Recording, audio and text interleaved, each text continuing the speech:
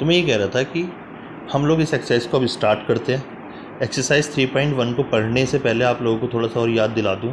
वैसे याद दिलाने की कोई खास ज़रूरत नहीं है। हमने कोटि, अवयवों को ज्ञात करना, अवयव को ज्ञात करना और अवयव को बराबर रखना सीखा था। तो जैसे अब इसका पहला क्वेश्चन है, ये कह रहे हैं इस अवयव के लिए 3 मान ज्ञात करने हैं। पहला अवयव की कोटि, अवयवों की संख्या और ये सारे अवयव ज्ञात करने हैं। तो जैसे हम लोग स्टार्ट करें तो सबसे पहले हम लोगों ने जैसे पढ़ा था कि अवयव की कोटि क्या थी। मैंने आप लोगों को बताया था कि R/C जो है अवयव की कोटि बनाता है। R मतलब पंक्तियों की संख्या, C मतलब स्तंभों की संख्या। तो पंक्ति कितनी है इसमें? 1 2 3। और स्तंभ कितने हैं इसमें? 1 2 3 4 4। तो इसकी कोटि कितनी हो गई? 3 गुणा 4। ये तो हो गया इसके पहले पार्ट का आंसर। सेकंड पार्ट में ये पूछ रहा है कि अवयवों की संख्या ज्ञात करो। तो नेचुरल सी बात है, वैसे तो आप देसी तरीके से भी कर सकते हो, उन्हें काउंट करके बता दो, लेकिन टोटल अवयव होंगे 3 गुणा 4 यानी कि 12। अगर आप वैसे भी काउंट करोगे तो 1 2 3 4 और 4 4 की 3 लाइन है तो 4 तिया 12। इसमें थर्ड जो पार्ट है, थर्ड पार्ट के अंदर A13 A21 इनकी वैल्यू पूछी है। जैसे हम लोग देखें, सबसे पहले A13 की वैल्यू पूछ रहा है। तो A13 का मतलब ये है कि पहली पंक्ति और तीसरे कॉलम का अवयव बताना है। तो पहली पंक्ति तीसरे कॉलम का अवयव है 19। तो यानी कि इसका आंसर कितना हो जाएगा? 19। सेम जैसे 21 पूछ रहा है, A21 का मतलब ये है कि R की वैल्यू 2, C की वैल्यू 1, यानी कि दूसरी पंक्ति पहला कॉलम का अवयव जो भी इसके क्रॉस पर आ रहा है वो इसका आंसर, यानी कि उसका आंसर कितना हो गया? 35। तो इसके बाकी पार्ट्स को आप लोग खुद सॉल्व कर लेना। दूसरा कह रहा है यदि किसी अवयव में 24 अवयव है तो इनकी संभव कोटियाँ क्या हैं? 24 टोटल अवयव हैं। तो 24 टोटल अवयव होने का मतलब ये है कि R/C बनाना है। R/C कितने बन सकते हैं? पहला बनेगा 1 गुणा 24, दूसरा बनेगा 2 गुणा 12, तीसरा बनेगा 3 गुणा 8, चौथा बनेगा 4 गुणा 6 और पाँचवा बनेगा 6 गुणा 4। उल्टा चलेगा क्योंकि RC है और यहाँ पर ये RC है, मतलब यहाँ पर 4, इस वाली जगह पर जो पहले वाला है उसमें 4 कॉलम है और दूसरे वाले में 6 कॉलम है। तो ये अलग से रिपीट करेंगे, मतलब ये सब केसेस को दोबारा देखना पड़ेगा। और इसके बाद आएगा 8 गुणा 3, उसके बाद आएगा 12 गुणा 2 और उसके बाद में आएगा 24 गुणा 1। तो टोटल कितने तरीके हो गए? 1 2 3 4 5 6 7 8। तो टोटल कितने संभव कोटियां हैं? 8। टोटल संभव कोटियों की संख्या हो गई है 8। उसके बाद कह रहा है जैसे 13 तो कोटियाँ क्या होंगी? भाई नेचुरल सी बात है, जैसे 24 के फैक्टर करें ऐसे 13 के देख लेंगे। 13 के 2 फैक्टर आएंगे। 13 के 2 फैक्टर कौन कौन से आएंगे? पहला फैक्टर आएगा, पहला आएगा 13 के करने अब की बार, तो 13 के आएंगे 13 एकम 13 और 1 गुणा 13। और कोई पॉसिबिलिटीज है ही नहीं, क्योंकि 13 जो है एक अभाज्य संख्या है, ये एक प्राइम नंबर है। जब ये प्राइम नंबर होता है तो इसके जो है फैक्टर्स और ज़्यादा पॉसिबल नहीं हो पाते हैं। सेम इसी तरीके से इसके बाद में थर्ड क्वेश्चन है, वो क्वेश्चन आप अपने आप करोगे।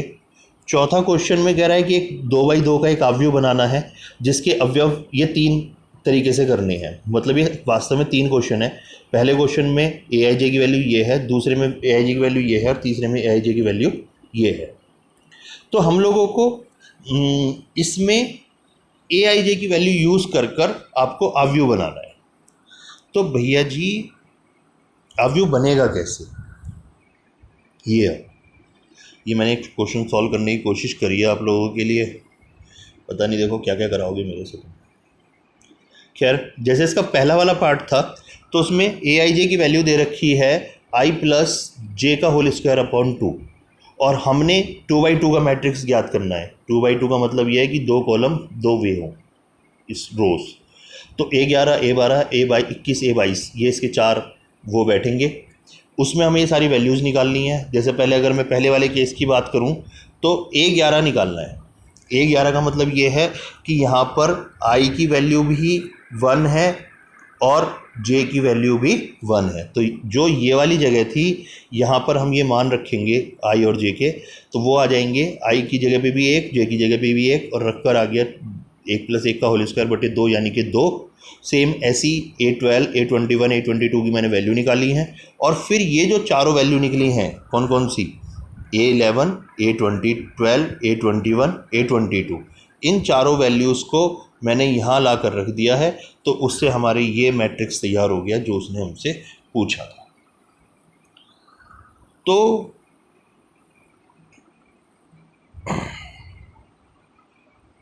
क्वेश्चन में यही तो उसने कहा था कि आप एक AIJ अवयव की रचना करो जिसके अवयव इसके द्वारा प्रदत्त है। तो मैंने एक पार्ट आपके लिए कर दिया है, बाकी दोनों पार्ट जो बच रहे हैं वो आप खुद करना।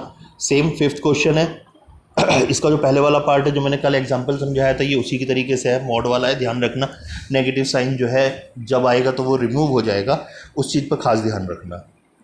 इसके बाद में छठे क्वेश्चन में कह रहा है निम्न में XYZ के मान ज्ञात कीजिए। इन्होंने दो अवयव बराबर दे रखे हैं और आपको XYZ के मान ज्ञात करने हैं। अगर दोबारा से रिकॉल करूँ तो मैंने आपको तुम्हें बताया था कि उनकी कोटियाँ आपस में बराबर होनी चाहिए, मतलब पहला 2/2 है तो दूसरा भी 2/2 का ही होना चाहिए, और उनके संगत अवयव आपस में बराबर होते हैं। यानी कि जैसे x बराबर होगा 1 के, ठीक है ना, तो ये बराबर आ गया, y बराबर होगा 3 के, और तीसरा z बराबर होगा, सॉरी गलत हो गया तो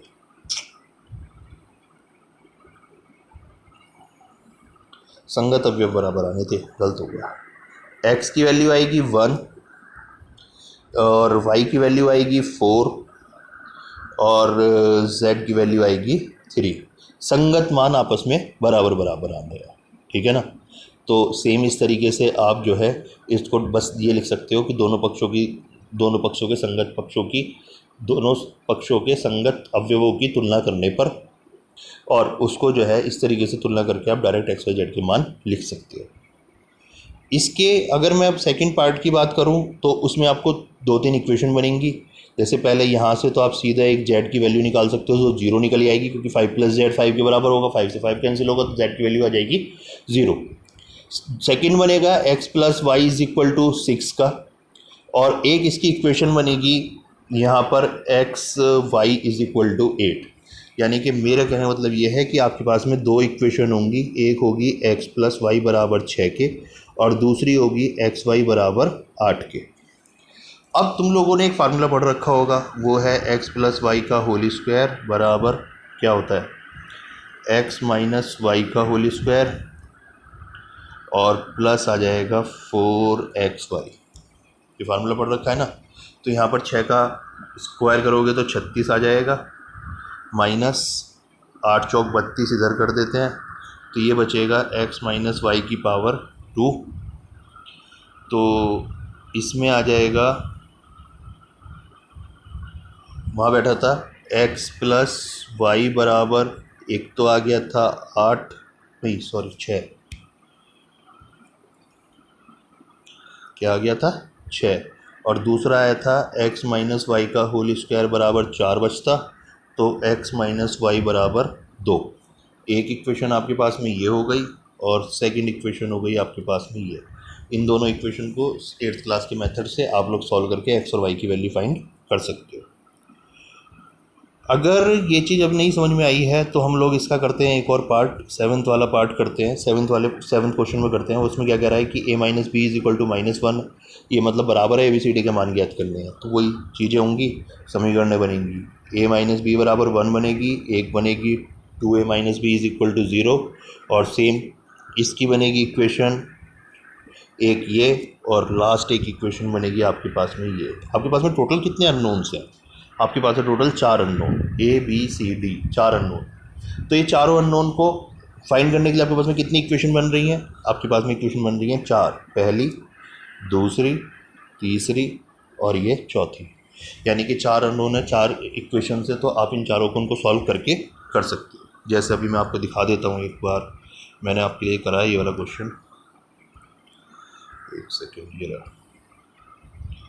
तो मैं कह रहा था कि हमने 4 इक्वेशन बनानी है। एक बनी a - b = -1, इसकी तुलना करी इसके साथ में आएगा, संगत आपस में बराबर आएगा, a - b बराबर -1।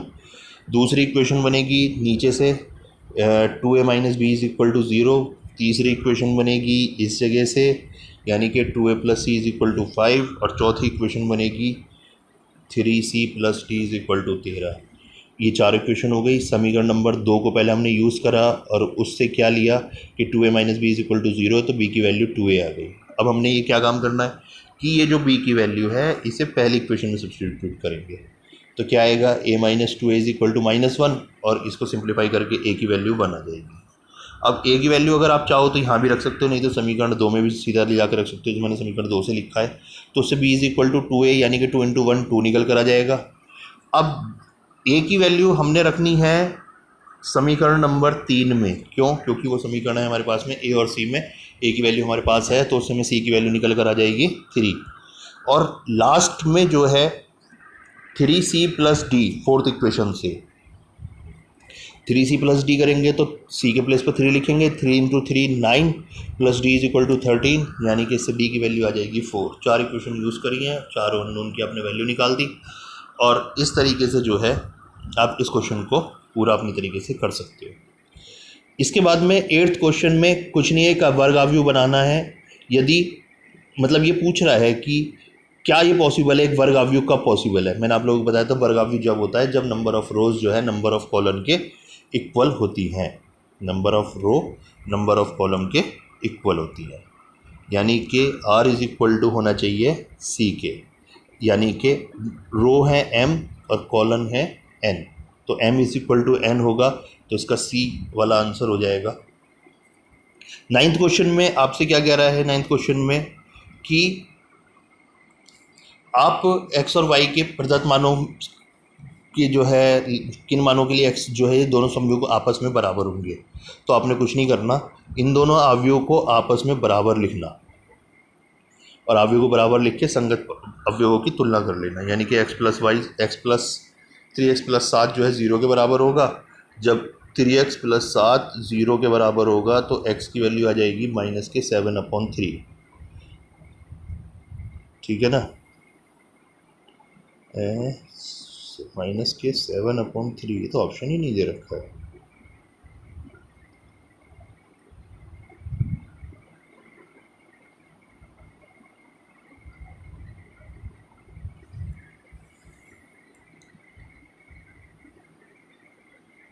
यानी कि इसमें कुछ ना कुछ गड़बड़ जरूर है।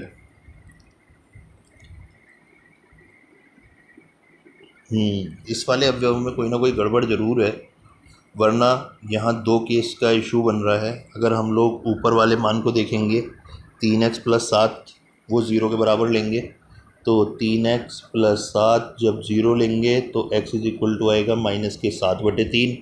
लेकिन अगर लास्ट वाले को देखें तो 2 minus 3x is equal to 4 आएगा। इससे -2 इज इक्वल टू 3x और x इज इक्वल टू -2/3 आ रहा है।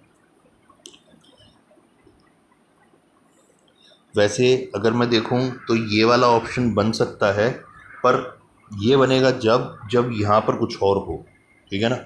तो आप अपना देख लेना आपकी कोई बुक वगैरह में क्या मिल जाता है। वैसे अगर ऐसी कोई दिक्कत है तो आप इसको करो मत, कोई इशू नहीं है ऐसा बड़ा, ठीक है ना। अवयवों को बराबर करने का काम तो आप ऊपर कर ही चुके हो ना। इसके बाद में 10th वाले में भी यही है कि आप ऐसे कुल कितने अवयव बना सकते हो 3x3 कोटि के, जिसकी परवेस्टेज 0 और 1 हो। 3 रो 3 कॉलम के कितने अवयव बन सकते हैं। 2 अवयव हैं, 2 की घात नहीं 3/3, 9 की घात 2 लगेगी। 2 अवयव लेने हैं ना, हाँ, तो मैं ये कह रहा था 2 अवयव लेने हैं तो 9 की घात 2 81 बैठ जाएगी। आप इसको कर लेना। फिर इसके बाद में अवयवों पर संक्रियाएं करते हैं। संक्रियाएं होती हैं हमारे पास में 4, और चारों संक्रियाएं आपको पता है कौन कौन सी होती हैं। कौन कौन सी होती हैं चारों में? होता है एक सबसे पहले प्लस, दूसरा होता है माइनस, तीसरा होता है मल्टीप्लिकेशन और चौथा होता है डिवीज़न। अब क्या होता है, यहाँ पर अवयव में डिवीज़न नहीं हो पाता है। एक अवयव को आप दूसरे अवयव से डिवाइड नहीं कर सकते हो। जोड़ और अंतर जो है सिंपल तरीके से होता है, लेकिन इसमें 2 केस आते हैं। उन दोनों केसेस को हम लोग अलग अलग डिस्कस करेंगे। ये पहला केस बनेगा और दूसरा एक अलग केस बनेगा, ठीक है ना। सिंपल पहले अवयव के योग से बात करते हैं। कोई सिंपल चीज़ है, कोई दिक्कत वाली नहीं है। जैसे यहाँ पर देखो ध्यान से, ए फैक्ट्री के ये अवयव दे रखे हैं, एक इधर बी फैक्ट्री के ये अवयव दे रखे हैं, लड़के लड़कियाँ। पहली बात तो ध्यान रखना, कोई भी अवयव या कोई भी चीज़ जोड़ योग या अंतर जब भी पॉसिबल होता है जब दोनों के आर इंटू सी बराबर होंगे। जैसे इसमें देखो आर इंटू सी की बात देखूँ तो आर तो इसमें 3 है और वो कितने हैं 2 कॉलम, और यहाँ पर भी सेम कितना है 3 इंटू 2। तो यानी कि ये दोनों अवयव का योग संभव है, ठीक है ना। तो अब योग होता है संगत पक्षों का। जैसे संगत पक्षों का मतलब क्या है कि यहाँ का 90 इस 80 के साथ मिलकर यहाँ पर पहला अवयव बनाएगा 80 प्लस 90। और सेम जैसे यहाँ पर दूसरा अवयव बनेगा 60 प्लस 50 और दोनों ऐड होकर क्या बनाएंगे यहाँ पर 60 प्लस 50।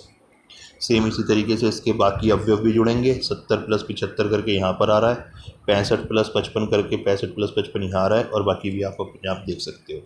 तो सिंपल इन्होंने जनरल वे में यहाँ नीचे करके दिखा दिया है, आप इसको ध्यान से पढ़ लेना कि एक 2/3 का एक अवयव है और एक 2/3 का ये वाला अवयव है। दोनों के संगत पक्ष जोड़े हैं, A11 B11 के साथ जुड़कर A प्लस बी में आया है। सेम इसी तरीके से सारे अवयव आपको प्राप्त हुए हैं। इसको अगर आप एग्जाम्पल के थ्रू देखना चाहो तो नीचे इन्होंने एग्जाम्पल भी दे रखा है। एग्जाम्पल में पहला अवयव है, एक दूसरा अवयव है। पहले की कोटि और दूसरे की कोटि दोनों की 2 गुना 3 है, दोनों समान है, तो इनका एडिशन यानी कि योग इनका पॉसिबल है। संगत पक्ष जुड़ेंगे, 2 के साथ √3 जुड़ेगा, 1 के साथ √5 जुड़ेगा, -1 के साथ 0 जुड़ेगा। तो इसके बाद में आप बाकी सबको भी इसी तरीके से ज्ञात कर सकते हो, ठीक है ना। एक बात ध्यान रखना कि किसी भी अवयव का योग संभव नहीं होगा अगर उनकी कोटियाँ आपस में बराबर नहीं हैं। इस बात को ध्यान रख लेना, अंडरलाइन कर लेना इस बात को अच्छी तरीके से कि अगर किसी भी अवयव की कोटि समान नहीं है तो A प्लस बी परिभाषित नहीं होता है। जैसे यहाँ पर ये 2/2 का एक अवयव है और यहाँ 2/3 का है, तो A प्लस बी इनका संभव नहीं है। उसके बाद में गुणा दिए इन्होंने पहले, माइनस बाद में डिस्कस करेंगे ये, ठीक है ना। तो गुणा में क्या काम करना है कि गुणा होता है 2 तरीके से। पहला गुणा होता है कि अदिश एक अवयव का एक अदिश संख्या से गुणा हो, यानी कि 2 तरीके से गुणा होती है। पहली गुणा होती है अवयव की किसी संख्या से गुणा, और दूसरी गुणा होती है एक अवयव की दूसरे अवयव से गुणा। तो एक अवयव की दूसरे अवयव से गुणा तो मैं आपको नेक्स्ट अगले वीडियो में बताऊंगा, क्योंकि ये मोस्ट इंपॉर्टेंट है, पेपर के अंदर सबसे ज़्यादा जान खाता है। आपने वहाँ पर वो पूरा मिलेगा ही मिलेगा। तो आज हम खाली इतना डिस्कस करेंगे कि ये एक अवयव का एक संख्या से कैसे गुणा करते हैं। जैसे यहाँ पर सिंपल है, कोई चीज़ नहीं है, ये एक अवयव दे रखा है, उसमें 2 से गुणा करी। मान लो आपने इस अवयव को आप A मान लो, जैसे दे भी A ही रखा है, A अवयव ये है, तो आप इसका 2A फाइंड करना चाहते हो। तो 2A फाइंड करने का मतलब ये है कि इसके प्रत्येक अवयव को किससे गुणा कर दोगे 2 से। 2 से गुणा करोगे तो 80 की 2 से गुणा करी तो कितना आ गया 160, 60 की 2 से गुणा करी तो कितना आ गया 120। इस तरीके से सारी गुणा इसकी आ जाएगी, ठीक है ना। इन्होंने नीचे एक एग्जांपल यहाँ पर करके दिखा रखा है। एक A अवयव है ये, और A अवयव को 3 से गुणा करा है। तो इनमें क्या करा, पहले 3 को बाहर गुणा में लिख रखा था, फिर हर अवयव के साथ में गुणा कर दिया कि 3 की 3 से गुणा हुई तो 9, 3 की 1 से गुणा हुई तो 3, 3 की 1.5 से गुणा हुई तो 4.5। इस तरीके से इन्होंने जो है इसके सारे गुणनफल को ज्ञात कर रखा है। इसके बाद में अवयव का एक ऋणावयव है। मतलब क्या है कि अवयव का अंतर संभव नहीं है, तो अवयव का ऋणावयव ज्ञात करते हैं। सबसे पहले ऋणावयव में कुछ नहीं करते। जैसे मान लो एक A अवयव है जिसमें अवयव दे रखे हैं 3 1 -5x, -1 ज्ञात करना है। -1 ज्ञात करने का ये है कि A की गुणा आप लोग करोगे -1 के साथ। A की गुणा किसके साथ की जाएगी -1 के साथ, यानी कि A का प्रत्येक अवयव गुणा हो जाएगा -1 से। उसके बाद में अवयव का अंतर ज्ञात कर सकते हैं। मतलब क्या है कि एक्चुअली ये इशू है सबसे बड़ा जो मैं आपको बताने वाला हूँ। A माइनस बी पॉसिबल नहीं है, A माइनस बी पॉसिबल नहीं है, लेकिन A में -b ऐड हो सकता है, A में -b ऐड हो सकता है। तो हम लोग इसी वजह से ही काम करते हैं। जैसे ये एक क्वेश्चन दे रखा है, इन्होंने ए की वैल्यू दे रखी है, ए आव्यूह दे रखा है, बी आव्यूह दे रखा है, 2a माइनस बी की वैल्यू पूछ रहा है। तो 2a माइनस बी की वैल्यू ज्ञात करने के लिए हमने क्या करना है कि सबसे पहले हम लोगों ने क्या करा, 2a माइनस बी करने के लिए ए में तो 2 से गुणा कर ली और बी के सभी अवयव को किससे गुणा कर दिया है, -1 से, और फिर संगत पदों को जोड़ के हमने आंसर ये ले आए हैं जो इसको चाहिए। इसके बाद में जिसको अब कोई समझ में ना आए तो प्लीज़ पर्सनली मुझसे देख लेना, बात कर लेना, क्योंकि इसमें इससे ज़्यादा मैं आपको कुछ खास बता नहीं सकता, क्योंकि ये इसमें कुछ ऐसा खास चीज़ होती भी नहीं है कि मैं आपके साथ में इसमें बहुत कुछ डिस्कस कर सकूं, क्योंकि ये तो बेसिक है, ये भी इस चैप्टर का बेसिक है। इस पर ज़्यादा क्वेश्चन नहीं मिलेंगे, क्वेश्चन आगे मिलेंगे जहाँ पर हम लोग बात कर रहे थे एक आव्यूह की दूसरे आव्यूह से गुणा, वहाँ क्वेश्चन ज़्यादा अच्छे आएंगे पेपर के अंदर। ये तो एक आध कोई 1-2 नंबर में अगर आ गया तो आ गया, नहीं तो नहीं मिलने का कुछ भी इतने में। तो इसलिए ज़्यादा इसमें टाइम वेस्ट नहीं करके थोड़ा थोड़ा समझते चलो, उसमें कोई दिक्कत नहीं है। आव्यूह के फिर किसी को समझ में ना आए तो आप मुझसे पूछ ज़रूर लेना। मैं नहीं चाहता कि आप अपना इस गोल्डन पीरियड को ख़राब करो, क्योंकि मैं इस काम को क्लास के अंदर दोबारा नहीं पढ़ा पाने का। ठीक है, तो आव्यूह के योग और गुणधर्म में क्या है, वही जो सिंपल वाली चीज़ें होती है। पहला गुण होता है इसका क्रम विनिमय नियम। क्रम विनिमय नियम का वही होता है कि a प्लस बी जो है बराबर होता है b प्लस ए। जैसे अवयवों में होता था, मतलब संख्याओं में होता था, सेम यहाँ भी होता है। एक आव्यूह को दूसरे आव्यूह में जोड़ लो या दूसरे आव्यूह को आप पहले आव्यूह में जोड़ लो तो आप लोगों को समान मान प्राप्त होता है। दूसरा होता है साहचर्य नियम। साहचर्य नियम में क्या होता है कि a प्लस बी करके तब c ऐड कर लो या b प्लस सी करके तब a ऐड कर लो, दोनों बार में मान सेम प्राप्त होता है। तीसरा योग तत्समक होता है कि a में क्या ऐड करें कि a प्राप्त हो जाए। मैंने तुम लोगों से कल भी डिस्कस कर रहा था, इस चीज़ को याद होगा कि a में हम लोग ऐड करेंगे o तो हम लोगों को क्या मिलेगा, a। o मिलता है, वो क्या बताया था मैंने आपको, अगर आपको याद आ रहा हो तो ये था शून्य आव्यूह। कैसा आव्यूह था, शून्य आव्यूह। ठीक है ना। उसके बाद में अगला है कि योग तत्समक वाला है। योग तत्समक में क्या था कि एक आव्यूह a में क्या जोड़ा जाए कि o प्राप्त हो, तो मैंने कहा भाई a में -a को ऐड कर दो तो o मिल जाएगा। तो यहाँ पर a का प्रतिलोम आव्यूह जो है -a है, और उल्टा ही बात कर सकते हो कि -a का प्रतिलोम आव्यूह a है। ठीक है। उसके बाद में आव्यूह के गुणधर्म उसमें आएंगे अदिश गुणन में। कोई खास नहीं है, ये तो बहुत सिंपल चीज़ें इन्होंने दे रखी हैं। पहले वाले में इन्होंने दे रखा है कि अगर किसी के से a प्लस बी मल्टीप्लाई की जाती है तो वो दोनों अंदर जगह डिस्ट्रीब्यूट भी हो सकती है। यानी कि a प्लस बी करके तब आप k से मल्टीप्लाई कर लो, या k की a से मल्टीप्लाई करके और k की b से मल्टीप्लाई करके तब ऐड कर लो, दोनों बार में सेम चीज़ें निकल कर आती हैं। ठीक है ना। सेम सेकंड भी इसका यही है, और कुछ खास नहीं है इसमें। ये एक आव्यूह उन्होंने सॉल्व करके बताया है कि a और b ये है, 2a plus 3x is equal to 5b है, तो आप यहाँ पर x की वैल्यू फाइंड करना चाह रहे हो, तो x की वैल्यू फाइंड करते हैं। चलो भाई, कैसे निकलेगी, ये रहे। तो भैया जी अगर आप समझ रहे हो तो ये दे रखा है 2a plus 3x is equal to 5b। देसी तरीके से ये लाइन आ जाएगी 3x is equal to 5b minus 2a। ठीक है ना। तो x की वैल्यू कितनी आ जाएगी, इससे 1/3 कर दो इधर की तरफ को, 5b माइनस 2a, यानी कि यहाँ पर b की वैल्यू रख दी, a की वैल्यू रख दी, ये जो बाहर 5 लिखा था इसकी इस जगह मल्टीप्लाई कर दी हर टर्म के अंदर, और सेम ये -2 की मल्टीप्लाई करिए यहाँ हर टर्म के अंदर। फिर उसके बाद में नेक्स्ट लाइन में इनके संगत पद जोड़ दिए, 10 के साथ -16 और दूसरे वाले -10 के साथ 0 को ऐड करके ये वैल्यू निकाल ली। और उसके बाद में जब 1/3 बाहर था तो अदिश गुणन के तरीके से ये अंदर हर टर्म के में डिवीज़न में चला जाएगा, या ये कह दो कि 1/3 से मल्टीप्लाई हो जाएगी। ये दो आव्यूह दे रखे हैं अगले उदाहरण में, ये इंपॉर्टेंट है, ऐसा एग्जाम्पल पेपर के अंदर आ सकता है, काम का है। ठीक है ना। ये 9वां 10वां एग्जाम्पल आप अपने हिसाब से कर लेना, 11वें को करने की ज़रूरत नहीं है। और ये जो नेक्स्ट टॉपिक है, क्या बोला,